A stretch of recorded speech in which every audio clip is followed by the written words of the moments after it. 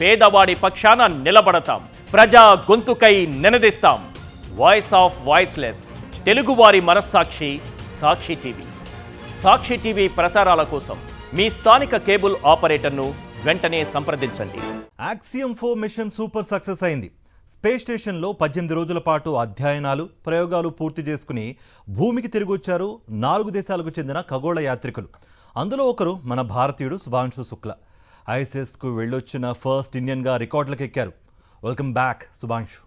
అంతరిక్ష యాత్రను దిగ్విజయంగా పూర్తి చేసుకుని భారత కీర్తి పతాకాన్ని సమున్నతంగా ఎగరేసిన మన ముద్దు బిడ్డ శుభాంశు శుక్లా పొడమికి తిరిగొచ్చాడు.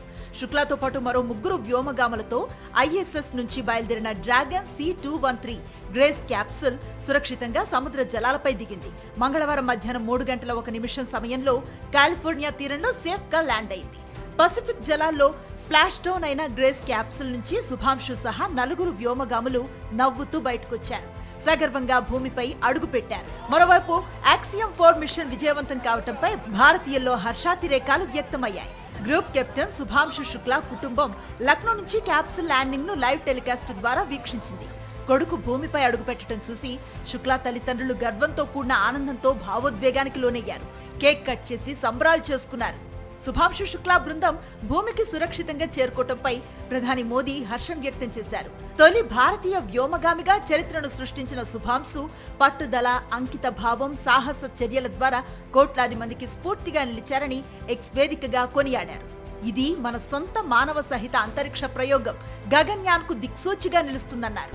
2025 జూన్ 26న భారతీయ వాయుసేన test pilot group captain Shubhanshu Shukla ISS లో అడుగుపెట్టి చరిత్రను సృష్టించాడు.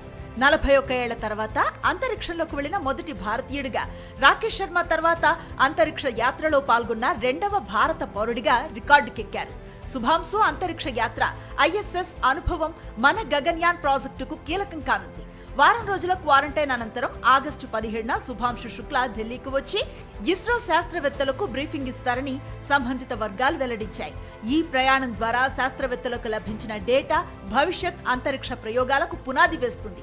తద్వారా మరెందరో భారతీయులు స్పేస్ స్టేషన్ కు వెళ్లే రోజులు రావాలని కోరుకుందాం.